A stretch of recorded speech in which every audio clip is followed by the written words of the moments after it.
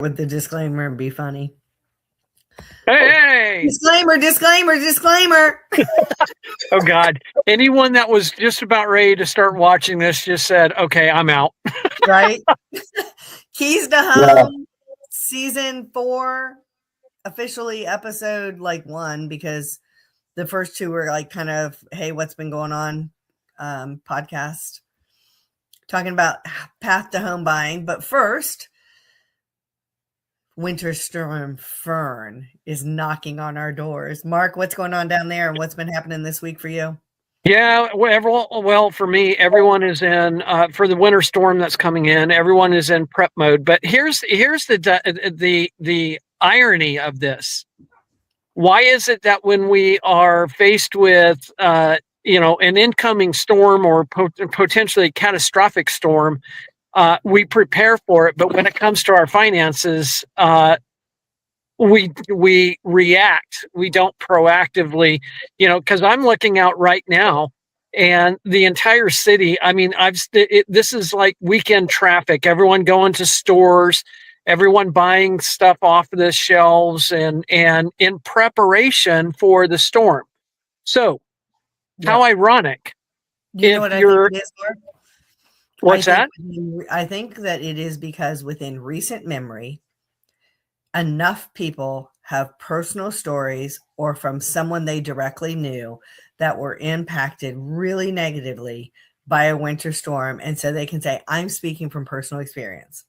Yes. When it is a financial or a budget situation, a catastrophe, most people aren't out there preaching it. You have been very forthcoming with what your situation was. But even though you've told how much you've gotten out of debt, we don't know the pain you were in during that time. We don't know the implications and the impact it was. And I think, that would be something for you to talk about.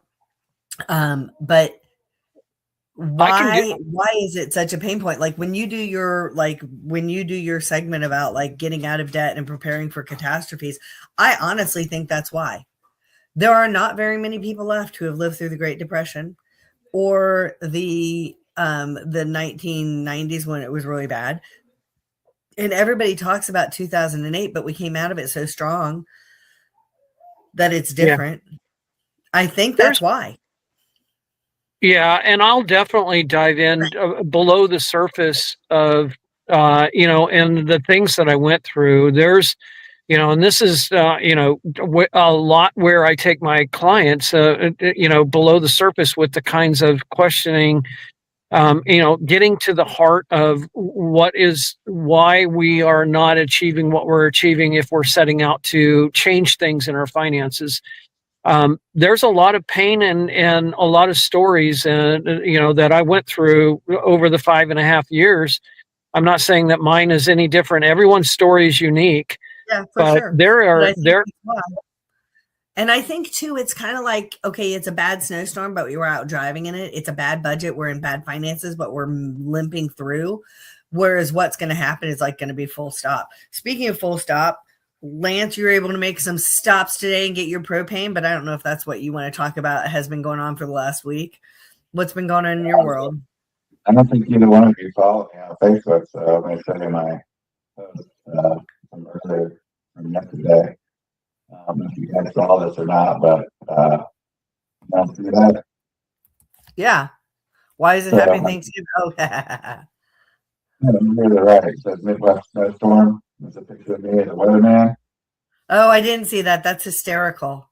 Yeah, it says, meteorologists, mortgage pros, we both get blamed for things we don't control. Weather changes, rate change, and it spreads. The difference?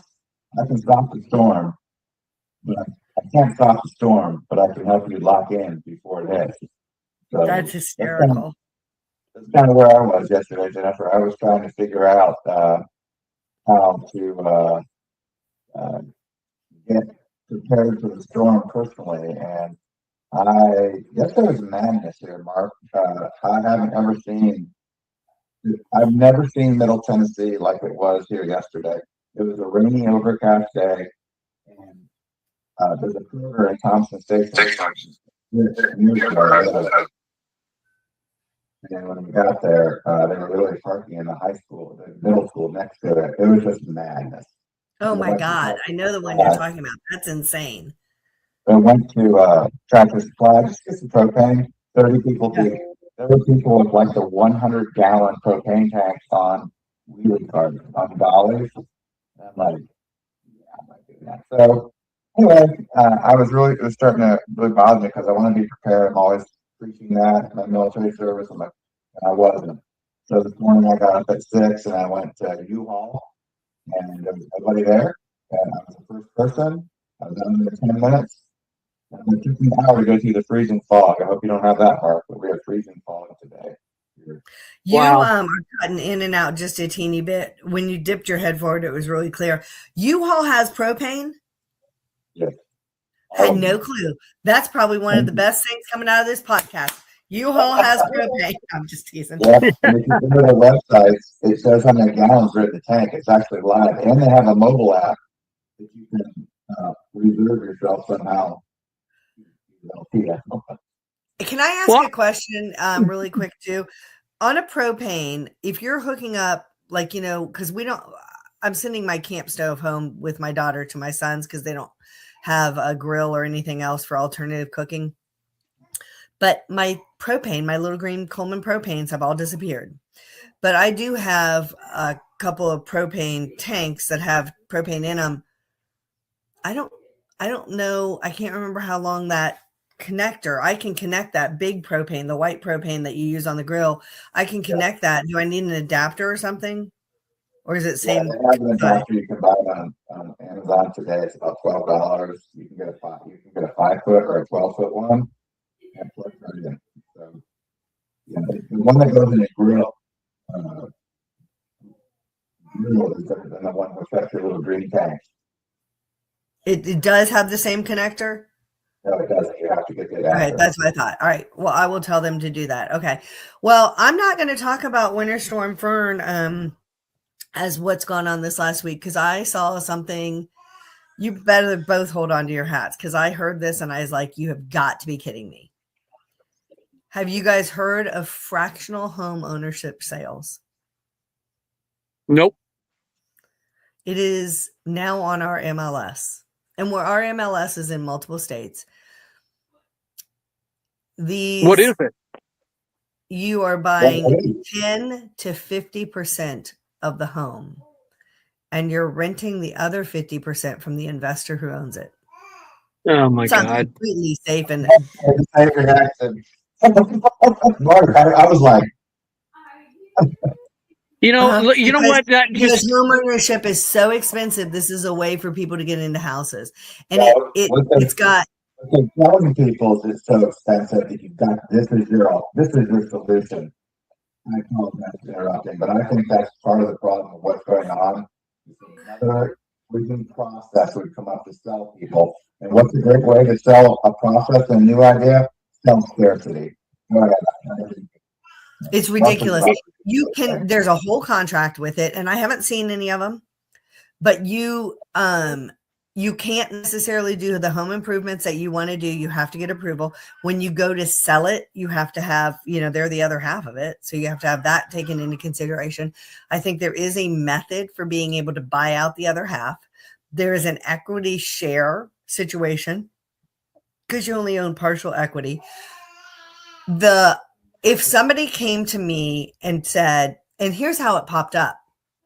There was an agent who saw a house in a suburb of Nashville that should have been in the 500s and it was in the high twos. And they're like, what is this?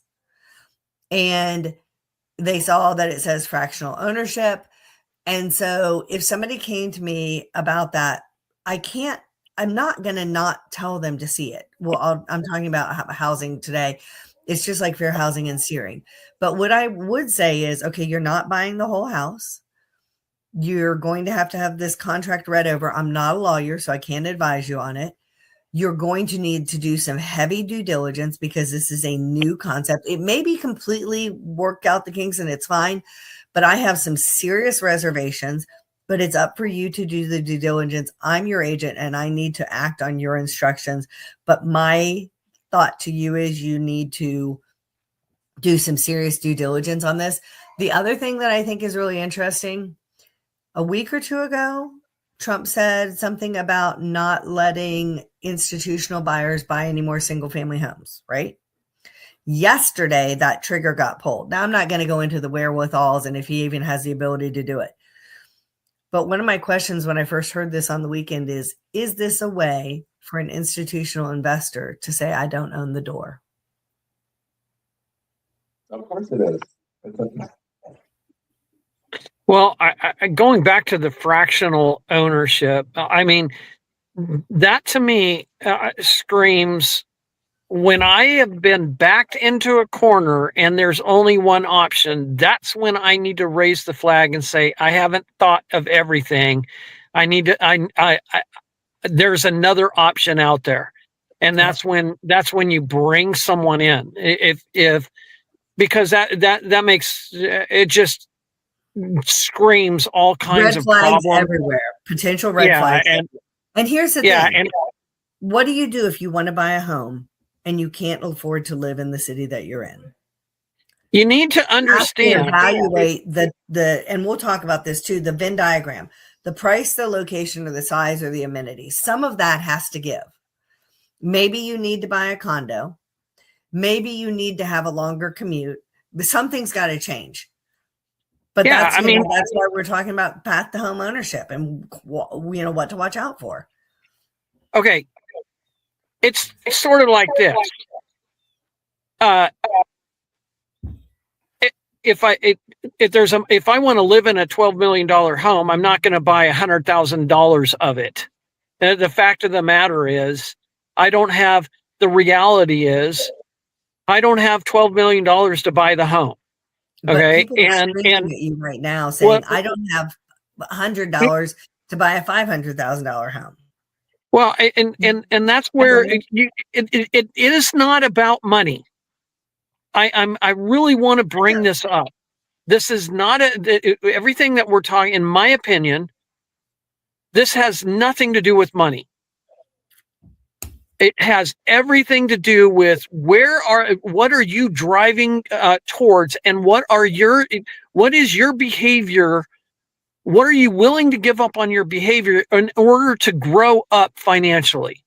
Right. Meaning, there are reasons that there's underwriting guidelines. There's reasons that there's income to debt ratios. It's so that you don't lose the house you get into. So desperate people do desperate things. Let me jump in on that for a second, Jennifer. That's exactly what I'm talking about. I know. Just about the time when I get desperate is when I get stupid. Yeah. And that's I can go back to the beginning of our podcast. The pain of understanding the decisions that I made to build $323,000 of debt, all came to the surface as I was going through my 5.5 year journey. How stupid was I to XYZ? But just about the time that I'm desperate, that's about the time I become stupid. Right. And I think about how Mary passes and like Mendoza's amazing stretch into the end zone on the CFP. But you know what? You don't see the years and years and years of practice that makes that Hail Mary and that stretch work.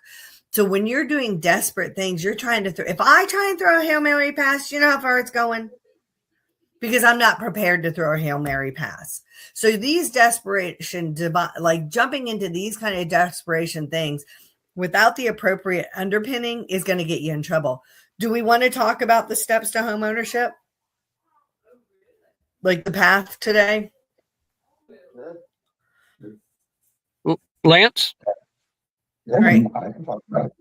All right, I'm going to share this then, if that's okay with y'all. Let's see here. Yeah. And do it. Okay, is that okay? Yeah, look at that. Yeah. Okay, so this is part of my buyer's presentation. How many times do we see on, especially Facebook, I want to buy a house, but I have no idea where to start? This is it. This is where you start. This is the path to home ownership with Jennifer Weithman in Tennessee, at least. Okay. So we're going to meet, have a consultation, a buyer's orientation, as I call it. The purpose is to discover with our initial consultation and educate you on my proven method for getting people into homes. We'll do a case study, which is designing an effective strategy for purchasing for you in specific. And then we're going to review the agreements needed. There are 3 agreements when you buy a house. There's a contract between the seller and their listing agent. There's a contract between the seller and the buyer to purchase the home. And there's a contract between the buyer and their agent to do the services of finding a home, contracting on it, and getting it to close. That's the one we're going to be talking about a lot today, with some between the buyer and the seller as well. So, did I hit the thing twice? Okay, yeah. So, step 1, and we're going to break this down more. This is what I call the Candyland page, is you decide to become a homeowner. Step 2 and 3 are reversible, but you don't go farther until you've done both. Meet with me and let's get the buyer orientation done, or talk to Lance and get your pre-approval and his consultation. Once those are done, then we start analyzing and touring properties. We submit an offer. The offer gets accepted. We do our due diligence, and then we get closing day and you become a homeowner. We do not want to make this American Ninja Warrior on the loan process. Lance is going to go into more of this next week. So you don't want to leave out liabilities or change credit scores or jobs or anything else. Like I said, I'm going to let him go into that. But why do you get pre-approved? So you know what you can afford. I don't want you falling in love with something that you cannot attain, and then everything from there forward is compared to it. I also don't want you frustrated because you can't find the things that you need when you could have had better. So I'm going to pause for a minute. When Lance does his pre-approval, I'm going to use history major math. Maybe he says you're approved for $400,000, but you, with your budget, talking to Mark, really want to spend around $350,000. It's important that we know that you're approved to $400,000 and that your goal is $350,000, so that if we find something that you could stay in longer, it has this feature and it's maybe worth spending, $360,000, which is $9 or whatever dollars extra it is a month that Lance calculates. You can make that informed decision. Okay. That's your bullseye and your target. I also need to know with your pre-approval, what kind of loan are you getting? Are you getting a VA, a USDA, an FHA? We need to know the underwriting guidelines for the appraisal on that. So when we're looking at a house, we can go, oh, this is peeling paint. Oh, these windows don't raise. That could come appraisal. Oh, this handrail, there's no handrail and there's more than 3 rises on a VA. So we need to, be aware that might be a consideration that an appraiser requires. And then I need to know if you need seller concessions. Do you have enough money to cover your closing costs, or is that something I have to negotiate? I'm always going to try and negotiate it, but is it a requirement for you to be able to get the financing you need? And more importantly, we want your offer to be accepted by the seller. And any good list agent is going to call the lender on the offer received and say, have you actually seen papers, docs, and pulled credit? Again, Lance is going to go into that more. A pre-qualification's about as good as a piece of paper from McDonald's. So the seller needs to know that you can perform on the offer we're writing. So the next step, maybe, if I can get my screens to go forward, I can't. Oops, hold on, I went way forward, is we start analyzing your needs and wants. I have a survey. It's about 6 pages long of check boxes. What do you want? If there's 2 of you buying the house, I say either get on the same page or both of you fill it out. Of all those things that you find, once you take into account finances and location and size, there's about 3 other features you usually get on a home. If you had $1 million, you're never going to get everything you want in a home, because as soon as you finish building it, you'd be like, oh, I should have done this. If you had 10 million in today's market, whatever. So then I'm going to send you listings that meet the requirements of a home you're looking for on the broadest spectrum possible. Then I'll also be networking for coming soons and off markets among the agents I know and the agents at Benchmark. We'll be looking for sale by owners. I've done probably, I think, a half dozen to a dozen of those for clients over the years.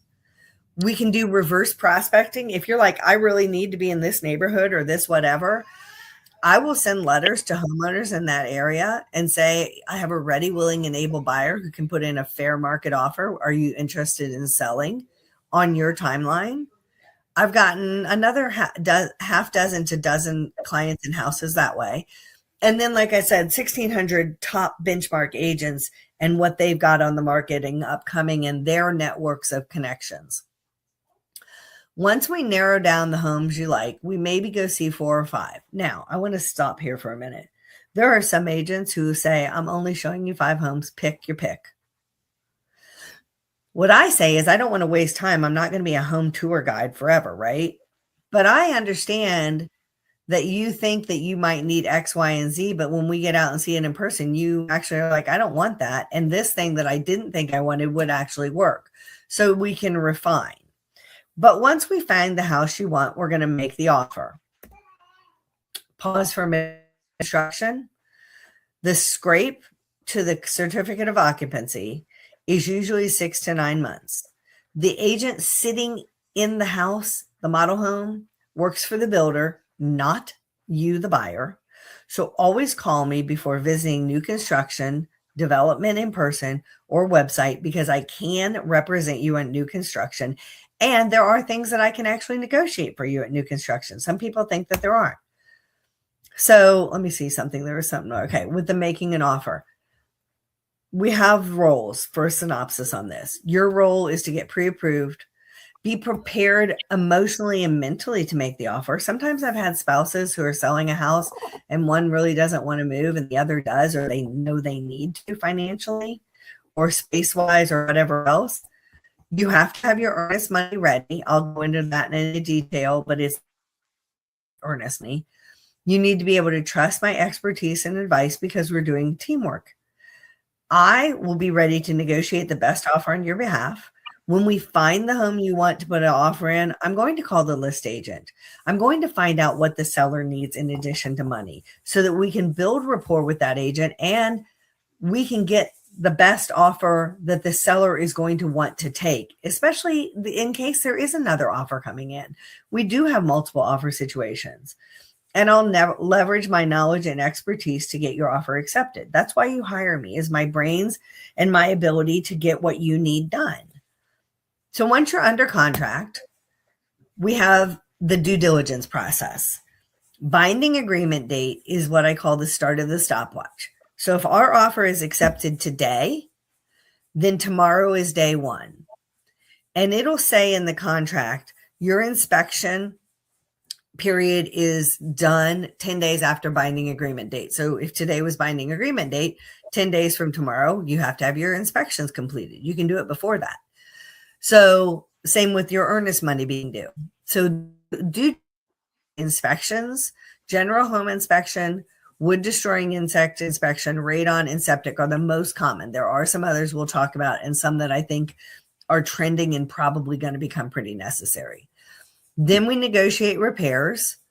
Did we waive repairs? Have we said we're not going to ask for anything, but then we find, fungal growth that we're like, hey, seller, we don't want to break contract, but this is a situation you're probably going to have to fix for anyone. So we're gonna have to break contract unless you decide that you want to fix that. Did we do it in lieu of? Instead of having the seller replace the GFIs and the cracked shower tile, are we just going to accept a certain lump sum in closing costs, prepaids, etc., and we'll take care of that from our cash liquidity after close? Then you arrange for movers.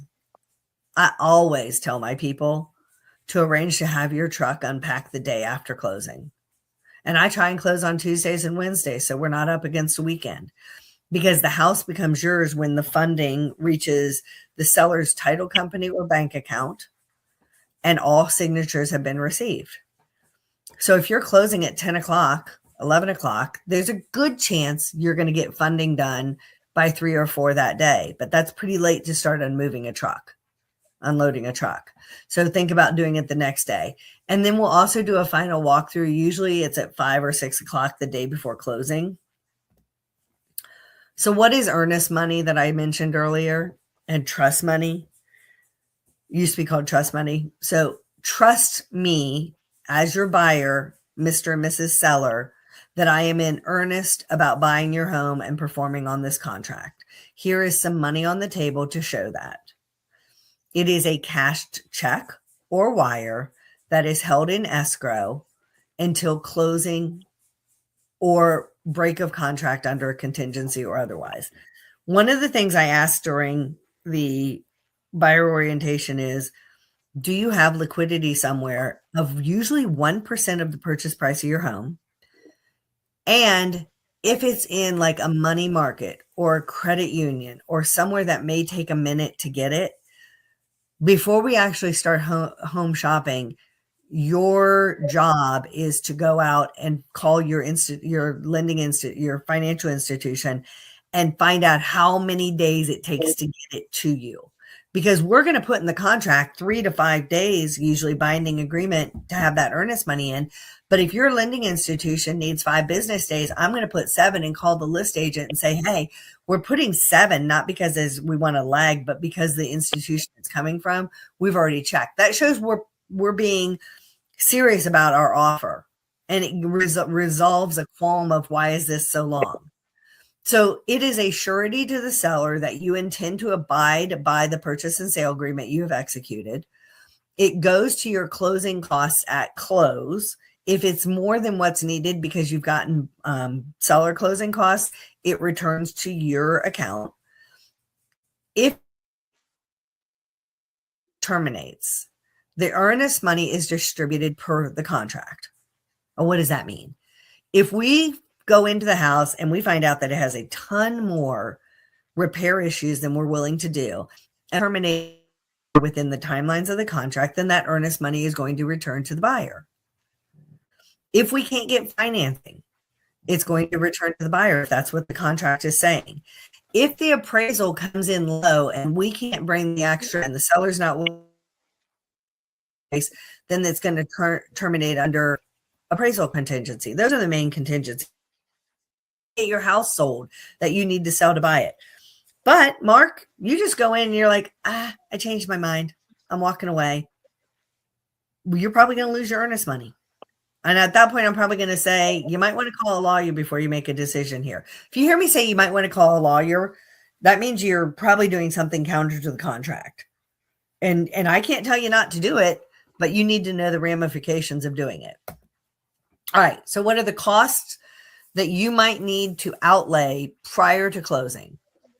You're going to need a home inspection. Usually that's somewhere in the $500 to $700 range. You're going to need to do a termite or AKA a wood destroying insect inspection. I strongly advise doing a radon inspection now. Radon has become much more prevalent in Tennessee since the 2010 floods changed like the underground fissures that can get to the surface. And it's the number one cause of cancer for non-smokers. If you live in other areas of the country, that might not be something you need to do. In Texas, there's going to be a survey on this. It's a requirement in Texas to do a survey. It's not a requirement here. Then if you're buying a home that's on a septic system, I would advise you to do a septic inspection. I'm going to actually advise you to pump it. Because then if you bought the house, which you're most likely buying it, it's empty. Plus you can see better into the tank once it's been pumped. I'm not going to go into the nastiness of that. And then you have an appraisal. Sometimes that's paid at close, but often it's a cost that you have to pay ahead of time. It's very rare that it's paid at close. The ones that I think are coming up that are going to be more common and necessary are sewer scopes. I'm seeing much more tree roots in lines. We're seeing more dude wipes down the drains. Don't put dude wipes down the drains. We did that to make sure we were listening. Yeah. If it's a pool, you probably want a pool inspection for the pool and the pump. If it's a well, we can have a well water, like the inspected and the pump inspected. a structural engineer may be necessary. And like I said, perhaps a surveyor. All right. So here's costs of that are at closing and explanation of these. They vary based on the purchase price, the lender, the county, the insurance company, and some are going to be able to be covered with seller closing cost concessions. So sometimes the appraisal, like I said, your homeowner's insurance, Lance, what is the percent that they put on there? I can't think right now. Is it the first quarter or is it the whole first year? Or what do they usually assess? Homeowners insurance is the first year. Yeah, so they take the whole first year, they put it in escrow, unless you're not escrowing it. But if you're doing FHA and some of these other governments, you're going to be escrowing it. So know that. HOA transfer fee. Just make sure that the first year is taken in current, because if there's a claim, then there's a risk of it not being insured. Yeah, exactly. Because the lender, and why do you have to have homeowner's insurance? If you have a mortgage, because they have a coverage in that amount of the house that they want to make sure if the roof rips off, you're going to rebuild it and not lose their asset. Homeowners association transfer is a one-time fee when you're moving into a neighborhood with a homeowners association. They assess it, usually goes to general funds. Usually it's under $1,000, except in some of the neighborhoods, like especially some of the big senior communities with a lot of amenities, those can be over $3,000. So who's paying for that? And do we know what it is? That's part of what the sellers are supposed to disclose. Then your prorated homeowners association dues, they're going to take a portion of those. Prorated property taxes. The seller is responsible for the days that they've lived in the house. So if you're closing on January 15th, the seller is responsible for 15 days and you're responsible for 350 days. Home warranty, if you've chosen to get one of those. I'm going to have my cousin on to talk about home warranties because there's a whole bunch out there and she does sell one up in Ohio, but she can sell it anywhere. And she researched them pretty heavily. She's in that area of Ohio. And so there's a lot of people who are on limited resources, and that's a good way for them sometimes to be able to replace an HVAC or a water heater or a stove. So I think I'm going to bring her on as a guest. Title insurance. A lot of times in our area, in most counties, the seller will agree to pay the title search and a standard title policy. We've had title agents on here before, and you know that an enhanced policy is becoming very important. So you may need to pay the difference of that. Then there's the lender fee. Lance can go into that next week. I do not charge a broker administration fee. I'm charged $195 for every transaction I close by my broker. If I use a contract to close person, somewhere in the area of $500 for a contract to close. A lot of agents will pass that on as a fee. I don't. I consider it part of my cost of doing business. And then the buyer broker compensation fee that we have negotiated. So whatever our buyer's agency agreement was, if the seller has agreed to pay it, then that might not be an out-of-pocket thing. It might be a partial thing, or it might be that you're fully paying it. What do you guys know about fair housing and redlining? And you might know more because I've had this with you before. No, I know a lot about redlining. I've got not a whole lot. They used to draw lines on the map, right, Lance, in red, and you could not lend within these areas. But then fair housing came in and they said, we're not going to allow people to discriminate or the opposite of discriminate, favor. Sorry, it's been a long day already. Based on race, color, religion, national origin, sex, disability, gender or identity and sexual orientation are not part of the federal, and they are actually not in Tennessee, but they are in the National Association of Realtors Code of Ethics. That's why there is the star there. Some states do put those under their fair housing. Those are not the ones that get people in trouble. These are the ones that get people in trouble. I can't discriminate or favor based on crime, schools, or family status. Mark wants to know, is this a safe area? Well, I don't know. What do you consider safe? If I'm carrying, I might consider everything safe for me. My daughter, who's 5'2" and a redhead, might consider everything safe for her because she's a little spitfire. But I might not consider some areas safe for her because she's a 5'2" female. My 5'11" son might be a different area of safety. That's for you to do your due diligence on. I can't tell you to or not to go into an area. Are the schools here good? Oh my gosh. Agents aren't allowed to talk to that, but that's something you want to know. Go to greatschools.org. Look at a school you know where you are.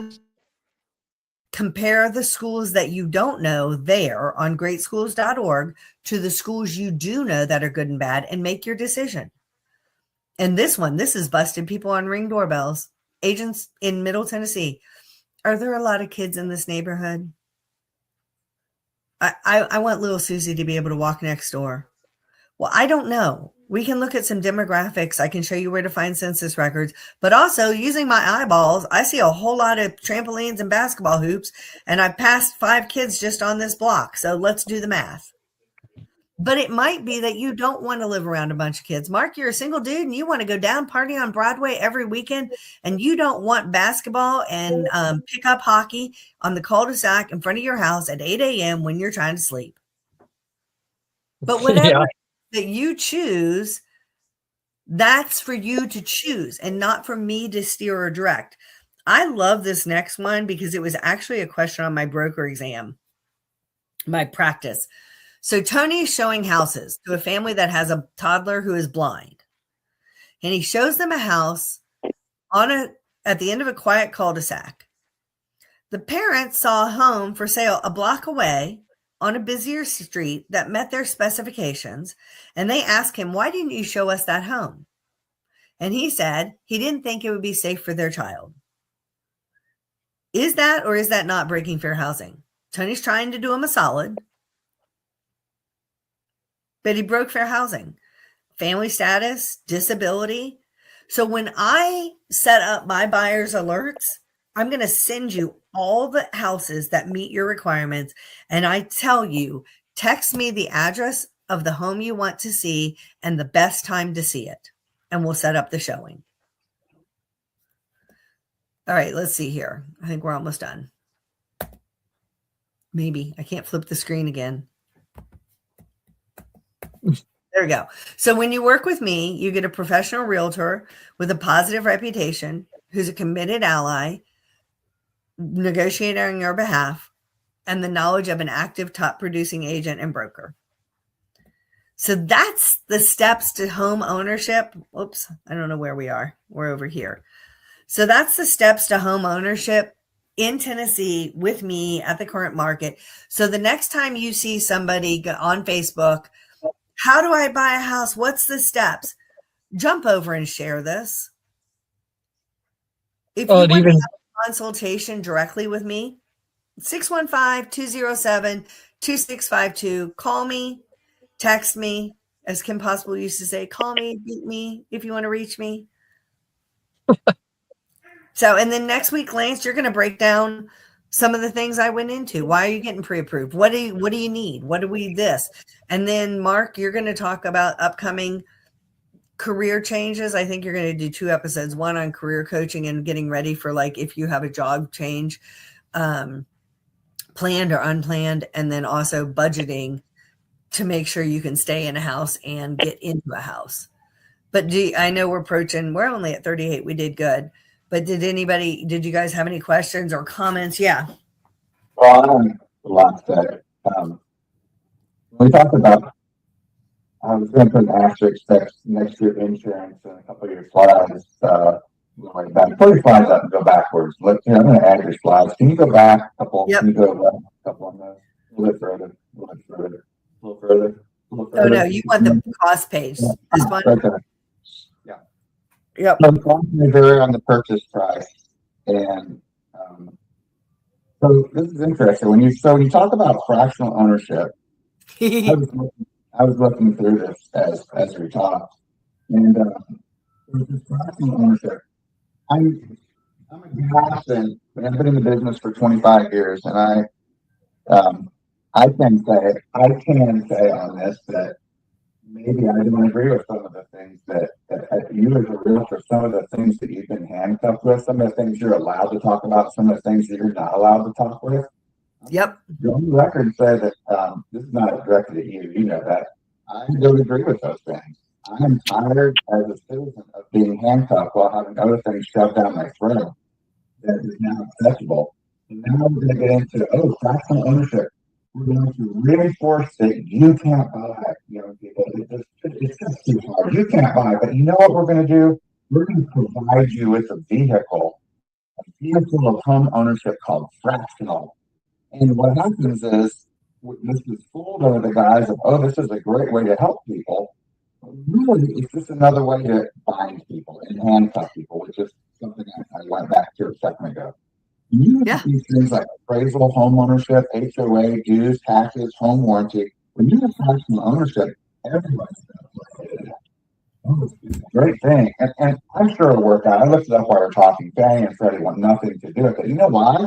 Surprise. Because when you come to it and they have to liquidate this property and someone doesn't pay, there's no way for the lender. But wait, who really is the lender anymore? The institutional owner of the other half is going to be the lender on this. Bingo. That's the three people on the left side of this presentation, which are the American taxpayers. Because all institutional levels of lending, with rare exception of private equity, which is still people with faces and hands and arms and feet and legs that can talk, some combination of those things. I mean, when I saw the fractional home ownership, Lance, I thought, because my dad had an insurance agency for years, and y'all know I was licensed for a bit. What are you doing? Are you the homeowner's insurance? Are you renter's insurance? How does that even work? Are you the investor's insurance? Who's a real investor? And the thing is that in America, when we borrow money, Mark, people don't lend money to each other anymore. Like if a cousin's called and said, "Hey, Mark, I'm going to buy a house from you. Will you lend the money to me? Mark, I want you to sell my house." You could do owner financing. Probably going to steer away from it, right? Because it's a little bit of a headache to keep in account with all those things. And we become a country where we have all this lending. It's what I do for a living and I have for 25 years. But it's an institution that they have an interest in it as well. And when you get to the word fractional, we're not a NASCAR team. This is a whole industry. It's I'm sorry, I've gone off the rails. It's crazy, I know. Well, and you talk about owner financing. There have been situations where I've had owners who have owned a home free and clear, and they've said, yes, I'll consider owner financing. And then buyers get all excited. But usually you got to put 20 or 25% down for owner financing. And you still have to make payments. And if you don't make the payments, then you're going to have a forfeit of the house, just like you would with a regular lender. So again, don't put the cart before the horse. If you can't get traditional financing, there are guide rails in traditional financing that, yes, can be frustrated when you're like, I just want to buy a house. And they're saying, slow down, walk before you run. These are sometimes in place for you to save you from not losing the house and the money that you do put into it. Is it perfect? For God's sake, no. It's the federal government and guidelines for this. So no, it's not perfect. By the way, fractional ownership is allowed, and we do it every day with down payment assistance. Down payment assistance is, ready for the word? You ready for this? Ready, Mark? Guess who's allowed to do the fractional ownership? The federal government. Yes, please. Huh? Government-sponsored entities. Yes. Yeah. Yeah. So, it's just, it's a great thing for people to get into home ownership, but I have a feeling the things that Jennifer, this property she was telling us about, was not a starter home. No. And the other thing too, sometimes I have people who are like, well, aren't there any rent to own options? And they're like, realtors in Tennessee are not allowed to involve themselves in rent to own contracts. We have to have a lawyer, because what people don't understand, history major math, I'm buying a house for $300,000 and I'm going to pay you a payment of $2,000 a month. 1,500 of it is my rent, my privilege of living in the home that I don't own. 500 of it goes towards the purchase price of the home. It's a type of owner financing. But then what happens if I decide the refrigerator dies and I decide I want this refrigerator in it? Then I own that. Or the door busts and I want to get this door, but the owner is only going to, and I'm like, and then it turns out I get transferred 3 years into this deal.